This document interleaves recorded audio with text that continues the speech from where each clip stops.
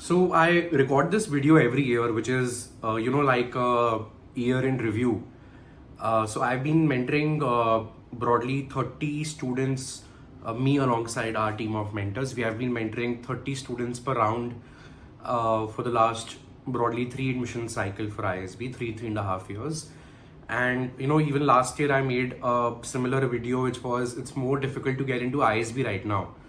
But this year, some insights have changed. So I thought of sharing these insights from the 2024 admission cycle with you for all those mentees who will be starting with their ISB journey in 2025, basis their experiences, their interview invites, and their final admit rates. So we typically mentor 30 applicants per round. Broadly, 22, 23 end up getting through after a round, and whatever insights we have collated our basis those 23 into 3, whatever that number is, 70 people in the last admission cycle. So let's get started with the first major insight. So there used to be this trend that irrespective of your GMAT score, there was a chance for you to get an interview call from ISB on account of your diversity, be it educational, professional, or extracurriculars related. And I talked about this broader point as the theme of the last year video, which I recorded after round 2 results were out, after ISB announced the results, I think in Feb, first week 2024. And that has pronounced even further in this admission cycle, which means that I've seen more and more mentees who had a 595 on the GMAT Focus Edition, or a 314 on the GRE, or a 615 or on the GMAT Focus Edition, or a 625 on the GMAT, not only getting interview calls but also admits from the school. That, let's say, used to happen for X percentage of applicants in the last admission cycle. That happened for even more number of ratio of applicants in this admission cycle. A lot of these mentees who got through with these low scores, one of them had a bachelor's in architecture background. One of the mentees had 2 years of experience with a marketing agency, and then she had taken the entrepreneurial plunge. She was a part of her family business in automobile parts industry. Another mentee, she had very good extracurriculars. She was the president of the placement cell in her undergrad college.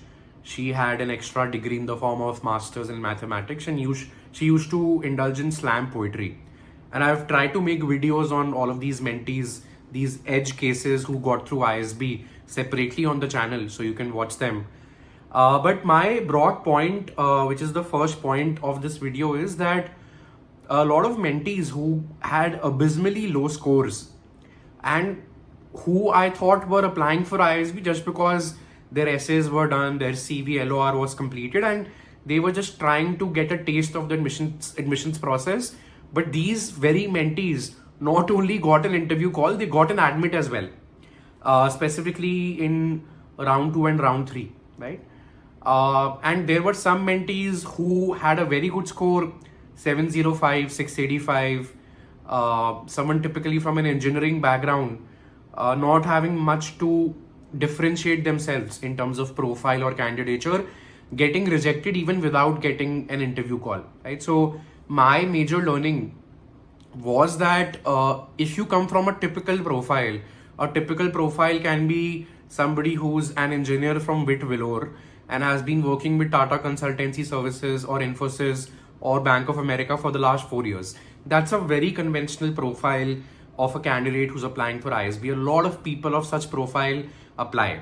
Another typical profile is somebody who has 3 years of experience, is a CA or a CPA or an ACCA, and is applying with ISB after having worked in a big four like a Deloitte or a KPMG or EY, right?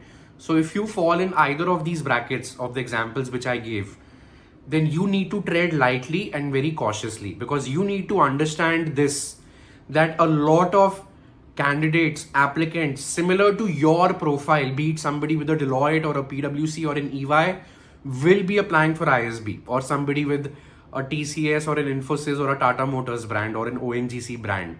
So please don't think that you have a unique profile. You have to set yourself apart from others, whether it's through extracurriculars, whether it's through a blog, whether it's through a WhatsApp group, or whether it's through an Instagram handle, but you have to do that mehnat, that hard work early on. Don't assume that I'll get a 705 on the GMAT score and that will take care of everything. I'm sorry, but that doesn't take care of everything, because the school has started relying more and more and more on diversity, be it your education in journalism or tourism or architecture, be it your professional pivot to HR or social impact after graduating, be it your extracurriculars in the form of poetry, dancing, Bharatnatyam, jazz, music, or sports. There has to be something which helps you stand out as against other typical profiles applying for ISB. Please trust me on that, right? So my request, my recommendation basis this insight is start with your profile building early on, be it in March or April, and do it in parallel to your GMAT prep. 2 hours per day on GMAT prep, in parallel 2 hours per week on profile building, whether it's you writing a blog on mythology or you having a WhatsApp group of chess enthusiasts, whatever is related to your past, whatever can be integrated in the essays seamlessly without it being forced to, should be done in parallel to your GMAT prep. March to June on profile building, June to August end on essays and CV and LOR, 2 hours per week on these things consistently, 2 hours per day on GMAT or GRE prep. Please do that. Otherwise you will regret that मेरे को तो interview call भी नहीं आया despite getting a great score, which has happened to a lot of mentees / applicants who I've interacted with on LinkedIn or GMAT Club this year, right? So that trend which I talked about last year has pronounced even more this year, as I saw mentees with a 595, 315, 615 get through. And even I was surprised when they got an interview call and an admit, and I was pleasantly surprised for them, right? Second biggest trend which I can talk about is I'll come to the R2 trend at last. The second trend which I noticed was that ISB introduced the PGP while PGP Young Leaders program, the 20-month MBA in September 2024, the deadlines of which were December 15th, 2024 and March 16th, 2025. And this is for applicants who have 0 to 2 years of work ex. So what I saw was that not a lot of candidates with 2 to 3.5 years of work ex got an interview call. Think about it, why? The school has started a program where they are inviting folks who are early professionals, typically with 1 to 2 years of work ex. So they want to keep the PGP cohort, not the PGP while, the PGP cohort as a cohort which has very high work ex. So they have started shortlisting folks who have 4, 5, 6, 7, 8, 10 years of work ex, so that the median work ex of the PGP cohort automatically goes up.